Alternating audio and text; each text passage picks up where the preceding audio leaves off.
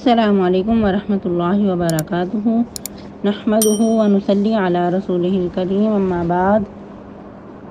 امید کرتے ہیں آپ تمام سسٹرز ہر عافیت سے ہوں گی اور ایمان کی بہترین حالت میں ہوں گی۔ اللہ سبحانہ و تعالیٰ سے دعا ہے آپ کی طرف ہر بڑے والا شر خیر و بدل دے، آمین۔ پیاری سسٹرز، ہم لوگ سورۃ الانفال آیہ مبارکہ 42 تک ٹرانسلیشن اور 41 آیہ مبارکہ میں جز 1 پڑھ چکے تھے۔ آج مزید ایک آیہ مبارکہ کی ٹرانسلیشن کریں گے اور تفسیر کا لیسن آیہ مبارکہ 41 اور جز 2 پڑھیں گے۔ اعوذ باللہ من الشیطان الرجیم، بسم اللہ الرحمن الرحیم۔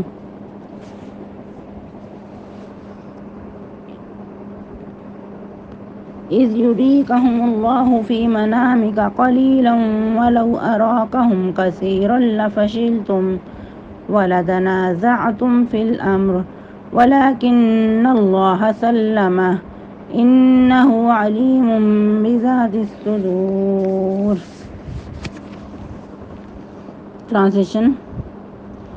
اذ یریکہم اللہ فی منامک قلیلا، جب وہ دکھا رہا تھا ان کو اللہ تعالیٰ آپ کے خواب میں تھوڑا، وَلَوْ أَرَاكَهُمْ كَثِيرًا، اور اگر دکھاتا تجھے ان کو زیادہ، لَفَشِلْتُمْ، البتہ تم بزدلی دکھاتے، وَلَا تَنَازَعْتُمْ فِي الْأَمْرِ، اور البتہ تم جھگڑا کرتے معاملات میں، وَلَكِنَّ اللَّهَ سَلَّمَ، اور لیکن اللہ تعالیٰ نے سلامت رکھا، إِنَّهُ عَلِيمٌ بِذَاتِ الصُّدُورِ، بے شک اللہ تعالیٰ خوب جاننے والا ہے سینے کے رازوں کو۔ تفسیر آیہ مبارکہ 41 جز 2۔ وَاعْلَمُوا أَنَّمَا غَنِمْتُم مِّن شَيْءٍ فَأَنَّ لِلَّهِ خُمُسَهُ وَلِلرَّسُولِ وَلِذِي الْقُرْبَىٰ وَالْيَتَامَىٰ وَالْمَسَاكِينِ وَابْنِ السَّبِيلِ إِن كُنتُمْ آمَنتُم بِاللَّهِ وَمَا أَنزَلْنَا عَلَىٰ عَبْدِنَا يَوْمَ الْفُرْقَانِ يَوْمَ الْتَقَى الْجَمْعَانِ وَاللَّهُ عَلَىٰ كُلِّ شَيْءٍ قَدِيرٌ۔ جیسا کہ سورہ انفال کے شروع میں صحابہ کرام رضی اللہ تعالیٰ عنہم نے مال غنیمت کے تقسیم کے بارے میں سوال کیا، تو اللہ سبحانہ و تعالیٰ نے ادھر اس کا جواب دیا۔ اور یاد رہے کہ مال غنیمت کس کو کہا گیا؟ جو کفار سے جنگ کے بعد مال ہاتھ آئے، اس کو غنیمت کہا گیا، یعنی کہ غنیمت کا مال۔ اور پھر ہم نے اس سے پہلے لیسن میں پڑھا کہ جو بھی چیز ہوگی، چاہے چھوٹی سے چھوٹی ہو، کوئی بھی چیز ہے، وہ شمار کی جائے گی، تقسیم سے پہلے اس کو ایک جگہ پہ رکھا جائے گا۔ اور ایک اور چیز کہ یہاں تک کہ اگر لونڈی غلام ہیں، یعنی کہ جو کفار کے بچے، بوڑھے یا پھر نوجوان یا بچیاں یا عورتیں اگر ہاتھ آ جائیں تو وہ بھی مال غنیمت میں ان کو بھی تقسیم کیا جائے گا۔ پھر ہم نے یہ بھی پڑھا کہ 5واں حصہ اللہ اور کے رسول کا ہے، اس کے جو مال کے 5 حصے کیے جائیں گے، ایک حصہ اللہ اور کے رسول کے لیے، اور جو 4 حصے ہیں وہ مجاہدین کے درمیان تقسیم کیے جائیں گے۔ اور ان میں سے بھی جنہوں نے جنگ میں شرکت کی، ان میں جو پیادے تھے یعنی کہ پیدل سفر کر رہے تھے، ان کو 1 حصہ، اور سوار کو 3 حصے ملیں گے، ایک اس کا اپنا اور 2 حصے اس کے گھوڑے کے، کیونکہ اس کے اوپر بھی جو خرچ ہے اس کا بھی حصہ نکالا گیا۔ اور یاد رہے کہ یہ اللہ سبحانہ و تعالیٰ کا امت محمدیہ صلی اللہ علیہ وسلم پہ بہت بڑا احسان ہے، ورنہ پہلی امتوں پہ مال غنیمت حلال نہیں تھی، جیسا کہ آپ لوگ بارہا سن چکے کہ مال غنیمت اکٹھا کر کے بلند جگہ پہ رکھ دیا جاتا تو آگ آتی اور اس کو جلا ڈالتی۔ تو اب امت محمدیہ کے لیے یہ جو خاص وصف ہیں ان کے، ان میں سے ایک یہ بھی ہے کہ مال غنیمت ان کو حلال قرار دے دیا۔ اور پھر ادھر جو اللہ کے لیے ہے 5واں حصہ اس کے رسول کے لیے ہے، یہ بطور تمہید اللہ کا ذکر کیا گیا، ورنہ اللہ سبحانہ و تعالیٰ کو کسی چیز کی ضرورت نہیں ہے، اللہ سبحانہ و تعالیٰ تو خود عطا کرنے والے ہیں۔ اور یاد رہے کہ جو مال غنیمت کے مصارف ہیں وہ 5 ہیں، جیسا کہ زکوٰۃ کے مصارف 8 ہیں اور ادھر مال غنیمت کے مصارف 5 ہیں۔ ایک حصہ اللہ کے لیے ایک حصہ رسول اللہ صلی اللہ علیہ وسلم کے لیے ہوگا، وہ اپنی اور اپنی بیویوں کی ضروریات کے لیے اس کو سنبھال رکھیں گے، اور اس کے بعد پھر عام مسلمانوں کی مصلحت میں خرچ کیا جائے گا، یعنی کہ جو ان کی ضروریات ہیں وہ پوری کی جائیں گی۔ اور یاد ہے کہ نبی صلی اللہ علیہ وسلم جو کہ ایک بہت ہی مصروف اور بہت ذمہ دار تھے، ان کے پاس اتنا وقت نہیں تھا کہ باقاعدہ اسپیشل کوئی بزنس کرتے، تو اس لیے اللہ سبحانہ و تعالیٰ نے ان کی ضرورت کو ملحوظ خاطر رکھتے ہوئے ان کے لیے یہ حصہ نکالا۔ آپ صلی اللہ علیہ وسلم کا جو خرچہ تھا، جو اخراجات تھے، وہ بیت المال میں سے مقرر کیے گئے تھے تاکہ وہ آزادی سے اپنے مشن کو پورا کر سکیں۔ جو دنیا کی ضروریات ہیں ان سے بالا تر ہو کر اس سے آزادی کے ساتھ جو ان کا مشن تھا اس کو پایہ تکمیل تک پہنچا سکیں۔ ہم بات کر رہے تھے کہ خمس میں رسول اللہ صلی اللہ علیہ وسلم اپنی اور اپنی بیویوں کی ضروریات کو پورا کریں گے، اور باقی عام مسلمانوں کی جو مصروفیات ہیں، جو مسرتیں یعنی کہ ان کے اوپر خرچ، مثلا مجاہدین کے لیے اسلحہ، سواریاں وغیرہ جو جنگی تیاری ہیں ان پہ خرچ کیا جائے گا۔ اور پھر آپ صلی اللہ علیہ وسلم کے بعد جو وقت کے حاکم ہوں گے، وقت کے خلیفۃ المسلمین ہوں گے، وہ جہاں مناسب سمجھیں گے اس کو خرچ کریں گے، یعنی کہ آپ کے جانشین ہونے کے ناطے پھر وہ اپنی اس ذمہ داری کو پورا کریں گے۔ پھر اس کے علاوہ خمس کے علاوہ بھی رسول اللہ صلی اللہ علیہ وسلم کو اختیار تھا کہ سارے مال غنیمت میں سے کوئی ایک چیز بھی وہ اپنے لیے رکھ سکتے تھے، مثلا جیسا کہ کوئی ہتھیار، گھوڑا یا لونڈی غلاموں میں سے، اور اسے جیسے پہلے بھی ہم بات کر چکے تھے صفی کہا جاتا ہے۔ اور پھر بنی ذی القربیٰ میں رسول اللہ صلی اللہ علیہ وسلم کے قریبی رشتہ دار ہیں، اور پھر آپ کے جد اعلیٰ جیسے 4 ان کی شاہیں عبد مناف کی اولاد 4 قبیلے تھے، بنو ہاشم، بنو مطلب، بنو عبد شمس اور بنو نوفل، جیسا کہ آپ صلی اللہ علیہ وسلم بنو ہاشم میں سے تھے، مگر آپ نے ذوی القربیٰ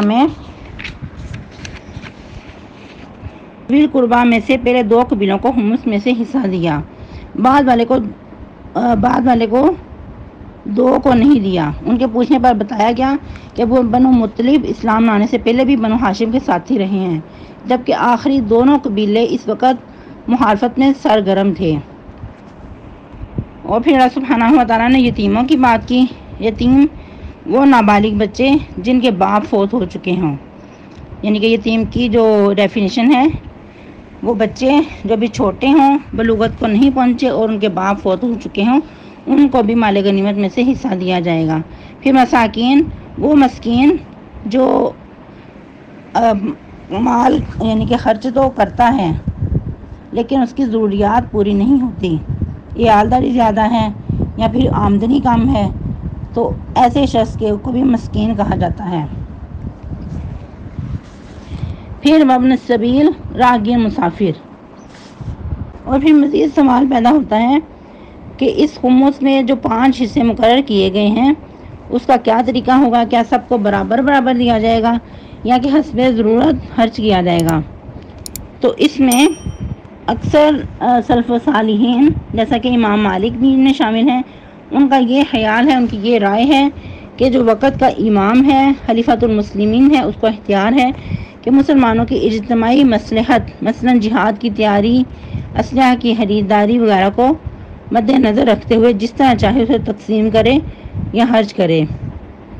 یعنی کہ کوئی ضروری نہیں کہ سب کو برابر دیا جائے، بلکہ ضرورت اور حالات کے تحت فیصلہ کیا جائے گا کہ کس کو کتنا دیا جائے۔ اور اسی پہ ہی 4 خلفائے راشدین کا بھی عمل رہا ہے۔ اور پھر مزید نسائی کی ایک حدیث کے مطابق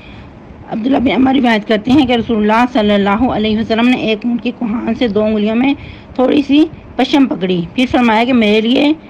فے یعنی کہ مال غنیمت میں سے کچھ نہیں، حتیٰ کہ یہ جو پشم بھی نہیں،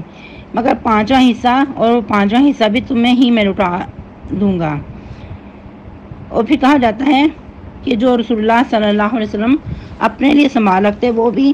آپ مسلمانوں کی ہی ضروریات پورا کرنے میں لگا دیتے، جیسا کہ ایک جگہ پہ فرمایا والخمس مردود علیکم، یعنی کہ جو خمس ہے وہ تمہیں پہ میں لٹا دوں گا، یعنی کہ جو مسلمانوں کی ضروریات ہیں انہی پہ ہی خرچ کر دوں گا۔ پھر مزید دیکھیں جیسا کہ اللہ سبحانہ و تعالیٰ آیت مبارکہ کے اندر فرما رہے ہیں ان کنتم آمنتم باللہ وما انزلنا علی عبدنا یوم الفرقان یوم التقی الجمعان، اگر تم ایمان لاتے ہو اللہ پر اور جو کچھ اتارا ہم نے اپنے بندے پر۔ اور ادھر بندے سے مراد اسپیشلی بندہ کیوں کہا گیا؟ یہ نبی صلی اللہ علیہ وسلم کو خاص اعزاز کے لیے ادھر بندہ فرمایا، اور یوم الفرقان سے مراد یوم بدر ہے۔ پھر مزید وضاحت کے لیے یوم التقی الجمعان بھی کہا گیا کہ جس دن دو جماعتیں آمنے سامنے لڑی تھیں، مڈبیر ان کے اندر ہوئی تھی۔ اور یاد رہے کہ اور بھی بہت سارے مقامات ایسے ہیں جہاں اللہ سبحانہ و تعالیٰ کسی کو خاص اعزاز دینے کے لیے اسپیشلی اپنی طرف منسوب کرتے ہیں، جس طرح کہ سورہ بنی اسرائیل کے سٹارٹ میں فرمایا سبحان الذی اسری بعبدہ لیلا من المسجد الحرام الی المسجد الاقصی، کہ بہت ہی پاک ہے وہ ذات جو اپنے بندے کو راتوں رات لے گیا۔ اور ادھر بھی اللہ سبحانہ و تعالیٰ نے عبدی نہ کہہ کے نبی صلی اللہ علیہ وسلم کو خاص اعزاز عطا کیا۔ پھر جیسے محرم کو محرم الحرام کہا، یعنی کہ اللہ کا مہینہ، یا پھر مزید عباد الرحمن کہہ کر کچھ خاص اعزاز عطا کیا کچھ خاص لوگوں کو۔ پھر مساجد میں بھی بیت اللہ کہہ کر خانہ کعبہ کو خاص اعزاز عطا کیا۔ ویسے تو تمام مساجد ہی اللہ کا گھر ہیں، لیکن اللہ سبحانہ و تعالیٰ نے ایک پروٹوکول کے لیے بیت اللہ کہہ دیا۔ اور پھر مزید یاد رہے کہ جنگ بدر کے دن جو اللہ سبحانہ و تعالیٰ نے خاص نصرت و مدد عطا کی تھی اپنے بندوں پہ، تو اس پہ ایمان لانا بھی ایمان کا حصہ ہے۔ جیسا کہ فرشتوں کا نزول ہوا، فرشتے خود انہوں نے جنگ کی کفار کے ساتھ، یوں نہیں کہا جا سکتا صرف وہ آئے تھے اور انہوں نے جنگ نہیں کی تھی، بلکہ بہت ساری روایات ایسی ملتی ہیں کہ کفار کے ساتھ خود انہوں نے جنگ کی، ان کو مارا چاب کے ساتھ یا پھر ویسے بھی ان کو نشانے لگائے۔ اور یاد رہے کہ یہ مارکا جنگ بدر کا رمضان مبارک میں پیش آیا تھا۔ یہ سب سے پہلی اسلام کی جنگ تھی، حق و باطل کی یہ جنگ تھی سب سے پہلی۔ اس سے پہلے چھوٹی موٹی کوئی جیسے مڈبیر ہو جاتی تھی، لیکن جو جنگ کی ایک باقاعدہ صورت پیش آئی اور سب سے پہلی جنگ تھی مدینہ میں تشریف لانے کے بعد، یہ جنگ بدر ہی تھی۔ یہ 17 رمضان مبارک کو پیش آئی اور جمعے کا دن تھا، اور یہ جنگ بدر 2 ہجری کو پیش آئی تھی۔ اور یاد ہے کہ اس وقت صحرائی علاقے تھے اور گرمی بھی بہت شدید تھی، اور باقاعدہ بغیر کسی تیاری کے مسلمان اپنے گھروں سے روانہ ہوئے تھے۔ ان کے پاس کچھ کھانے پینے کے لیے بھی چیزیں نہیں تھی، کوئی پانی کا انتظام بھی نہیں تھا، لیکن ایمان جیسے پہاڑوں کے ہیں، ان کے پہاڑوں جیسے ان کے ایمان تھے۔ پہاڑوں کی بلندیاں کبھی آپ لوگوں نے دیکھی ہوں تو انسان اندازہ لگائے کہ صحابہ کرام کے ایمان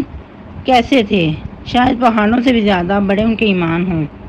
کہ اللہ توکل، بس وہ گھر سے نکل پڑے، جیسا اللہ سبحانہ و تعالیٰ نے حکم دے دیا فوراً اس پہ اطاعت گزاری کی۔ پھر مزید کچھ میدان بدر کا نقشہ کھینچا جا رہا ہے۔ اذ انتم بالعدوۃ الدنیا وهم بالعدوۃ القصویٰ والرکب اسفل منکم، جب تم قریب کے کنارے پہ تھے، یعنی کہ جو مدینہ کی طرف قریب پڑتا تھا آپ اس کنارے پہ تھے، اور جو مخالف پارٹی تھی قریش کے لوگ وہ بدر کے دوسرے کنارے پر تھے۔ یاد رہے کہ یہ جگہ انہوں نے کفار نے اپنے لیے خود منتخب کی تھی۔ پھر کیا فرمایا وَالرَّكْبُ أَسْفَلَ مِنْكُمْ، اور قافلہ نیچے تھا تم سے۔ اس طرح کیوں کہا کہ قافلہ نیچے تھا؟ جو ابو سفیان کا قافلہ تھا مال اسباب سے لدا ہوا قافلہ تھا، جس کے محافظ 30 یا 40 شخص تھے اور بہت زیادہ مال اسباب کے ساتھ لبریز تھا، اور مسلمانوں کا ٹارگٹ بھی وہی تھا اس وقت۔ تو اس وقت وہ قافلہ آرام سے نیچے کے ساحلی رستے سے بچ کر نکل گیا۔ تو اسی یاد دہانی کا اللہ سبحانہ و تعالیٰ ادھر ذکر کر رہے ہیں کہ وَالرَّكْبُ أَسْفَلَ مِنْكُمْ، قافلہ تم سے نیچے تھا۔ پھر مزید کیا فرمایا وَلَوْ تَوَعَدتُّمْ لَاخْتَلَفْتُمْ فِي الْمِيعَادِ، اگر یہ وعدہ مقرر کیا جاتا، یعنی کہ یہ قرارداد ایک وعدے کے تحت ہوتی، لاختلفتم فی المیعاد، تو تم اس میں اختلاف کرتے، کس میں؟ وعدہ متعین کیے جانے میں، کیونکہ انسان ایک انسانی نیچر ہے کہ انسان بڑی جماعت کو دیکھ کر گھبرا جاتا ہے، اور سب سے بڑھ کے کہ دشمن بھی ہوں اور اسلحہ سے لبریز ہوں اور مسلمان حالی ہاتھ، تو انسانی نیچر ہے کہ وہ اس چیز کو اپنی کمزوری سمجھتے ہوئے ایک دفعہ ہل جاتا ہے۔ اور ویسے بھی جس ارادے کے ساتھ اپنے گھروں سے نکلے تھے وہ تھا مال اسباب سے لدا ہوا قافلہ۔ پھر اللہ سبحانہ و تعالیٰ اپنی منشا فرما رہے ہیں، وَلَٰكِن لِيَقْضِيَ اللَّهُ أَمْرًا كَانَ مَفْعُولًا، لیکن اللہ کا ارادہ تھا کہ جو کام ہو کر رہنا ہے اس کو پورا کر ہی ڈالیں، کہ اللہ سبحانہ و تعالیٰ ہی دونوں گروہوں کو، دونوں لشکروں کو اس جگہ پہ لا کھڑا کیا اور عین آمنے سامنے۔ اور ادھر ایک بات بہت ہی غور طلب ہے کہ جب ان لوگوں کو پتہ چل چکا تھا کہ لشکر ہاتھ سے نکل گیا ہے، اور ادھر نبی صلی اللہ علیہ وسلم بھی روانہ ہو چکے ہیں، تو اس وقت ابو جہل کو ایک اس کے بہت ہی قریبی شخص نے مشورہ دیا تھا کہ اب ہم واپس لوٹ چلیں، ایسا نہ ہو کہ جنگ چھڑ جائے اور پھر معاملہ گڑبڑ ہو جائے۔ لیکن ابو جہل کا ارادہ کچھ اور ہی تھا، وہ کہتا کہ ہم لوگ بدر پہنچیں گے، یہ ایسے ہو ہی نہیں سکتا کہ بدر پہنچنے سے پہلے ہی ہم واپسی کی راہ لیں، وہاں جا کے خوب کھانے کھائیں گے، خوب جشن منائیں گے، خوب اونٹ ذبح کریں گے، ایک اس میدان کو یادگار بنائیں گے، پھر یہ دن ہر سال منایا کریں گے۔ تو اللہ سبحانہ و تعالیٰ خود ہی دشمن کو ادھر لا کھڑا کیا، ورنہ ایسا ممکن نہیں تھا کہ دشمن اتنی دور وہاں بدر تک پہنچ جائیں، یہ اللہ سبحانہ و تعالیٰ کے فیصلے تھے۔ اور دوسری طرف مسلمان بھی جو کہ لشکر نکل جانے کے بعد اپنے گھروں کو لوٹ سکتے تھے، لیکن اللہ سبحانہ و تعالیٰ کی منشا ہی ایسی تھی کہ ادھر کفار بھی پہنچ گئے اور ادھر مسلمان بھی، اور ساتھ ہی اللہ سبحانہ و تعالیٰ کی جو منشا تھی وہ ظاہر کر دی گئی، لِيَهْلِكَ مَنْ هَلَكَ عَنْ بَيِّنَةٍ وَيَحْيَىٰ مَنْ حَيَّ عَنْ بَيِّنَةٍ، تاکہ جو بھی شخص ہلاک ہو وہ دلیل جان کر ہلاک ہو، اسی طرح جو شخص زندہ رہے وہ بھی دلیل دیکھ کر بصیرت کے ساتھ زندہ رہے۔ بصیرت کی نگاہ رکھنے والے پہچان جاتے ہیں کہ جیت کس کی ہے اور ہارا ہوا کون شخص ہے۔ یہی چیز اللہ سبحانہ و تعالیٰ دکھانا چاہتے تھے، اور اپنے مسلمان بندوں کے جو حوصلے تھے وہ بلند کر کے دوسرے لوگوں پہ ان کی داغ بٹھانا چاہتے تھے اور ان کو اعزاز کے ساتھ نوازنا چاہتے تھے۔ یہی بات ہے کہ اہل بدر کے جو درجات ہیں، جو ان کو اللہ سبحانہ و تعالیٰ نے پروٹوکول عطا کیا، وہ رہتی دنیا تک ان کے تذکرے، ان کا ذکر بلند رہے گا، اور مسلمان ان کے تذکرے پڑھ کے اپنے ایمان کو جلا بخشتے رہیں گے۔ پھر اللہ سبحانہ و تعالیٰ فرما رہے ہیں ان اللہ لسمیع علیم، یقیناً اللہ تعالیٰ خوب سننے والا، خوب جاننے والا ہے۔ اللہ تعالیٰ ان کے حالات کو، ان کے حالات سے واقف بھی تھے، اور جو کچھ وہ کہہ رہے تھے اس کو سننے والے بھی تھے۔ اللہ کے سامنے کوئی بھی چیز مخفی نہیں ہے، اور اللہ سبحانہ و تعالیٰ نے اس امتحان سے گزار کر مسلمانوں کو اعزاز بخشا، اور یہی وجہ ہے کہ بدری صحابی ہمیشہ بخشے ہوئے ہیں، اگر ان سے کوئی غلطی بھی ہو جائے تو اللہ سبحانہ و تعالیٰ نے ان کو معاف کر دیا ہے۔ سبحانک اللہم ربنا و بحمدک نشہد ان لا الہ الا انت نستغفرک و نتوب الیک، والسلام علیکم ورحمۃ اللہ وبرکاتہ، وصلی اللہ علی النبی۔